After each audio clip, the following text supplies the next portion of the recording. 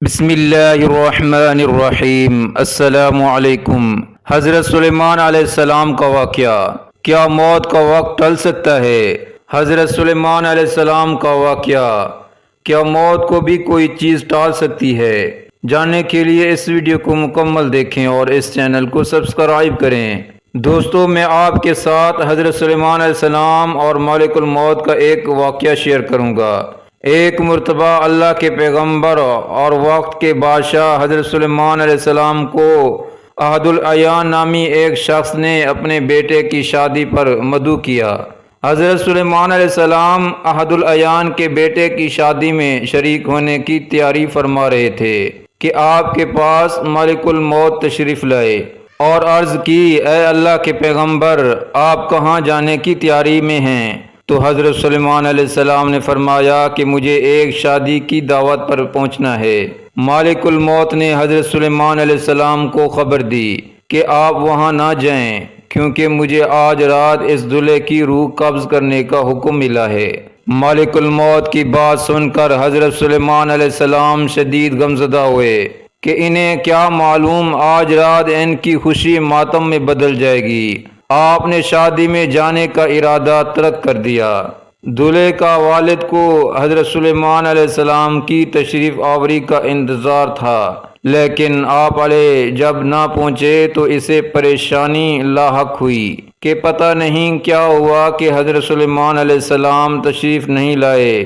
یوں رات گزر گئی اور اگلے دن دولہے کا والد حضرت سلیمان علیہ السلام کی خدمت میں حاضر ہوا اور آپ علیہ السلام کے شادی میں شرکت نہ کرنے کی وجہ دریافت کی تو حضرت سلیمان علیہ السلام نے کچھ خاص جواب نہ دیا اور دولہے کا حال حوال دریافت کیا تو جواب میں دولہے کے والد نے سب خیریت بتائی، یعنی کہ دولہا زندہ و سلامت تھا۔ دولہا کا والد حضرت سلیمان علیہ السلام سے ملاقات کے بعد واپس لوٹ گیا۔ حضرت سلیمان علیہ السلام نے دل ہی دل میں ملک الموت کو الزام ٹھہرایا، کیونکہ ملک الموت نے تو کہا تھا کہ آج رات میں دولہے کی روح قبض کر لوں گا اور شادی میں ماتم کا سما بن جائے گا، اس لیے آپ وہاں نہ جائیں۔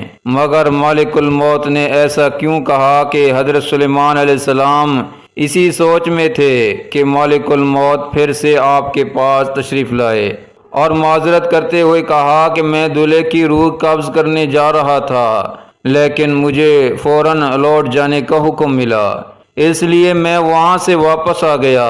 تو حضرت سلیمان نے پوچھا، کیوں ایسا کیا ہوا کہ اللہ رب العزت نے اس کی زندگی کے وقت کو بڑھا دیا؟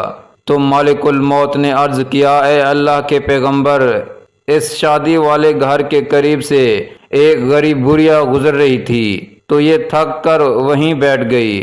دولہے کے والد نے جب اسے دیکھا تو پوچھا، اماں جان، میں آپ کی کیا خدمت کر سکتا ہوں؟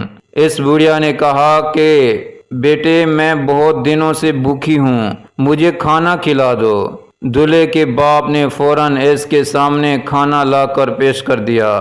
یہ کھانا کوئی عام نہ تھا بلکہ بادشاہ وقت اور پیغمبر حضرت سلیمان علیہ السلام کے لیے اسپیشل تیار کیا گیا تھا۔ لذیذ کھانا کھا کر بڑھیا نے ہاتھ اٹھائے اور اللہ کی بارگاہ میں دولہے کی عمر میں برکت کے لیے دعا کی۔ اللہ پاک نے اس بڑھے کی دعا کو قبول فرمایا اور مجھے حکم دیا کہ اے اسرائیل، تو واپس لوٹ جا، میں نے اس دولہے کی عمر کو دراز فرما دیا ہے۔ سبحان اللہ۔ دوستو، غریبوں اور مظلوموں کی دعا اللہ پاک کے عرش تک پہنچتے ہی قبول ہو جاتی ہے، اس لیے کہا جاتا ہے مظلوم کی آہ سے بچو اور مسکین و غریبوں کے ساتھ بھلائی کرو، اگر یہ بھوکے ہیں تو انہیں کھانا کھلاؤ، دعا کریں اور دعا پر یقین رکھیں، بے شک اللہ تعالی ہر چیز پر قادر ہے۔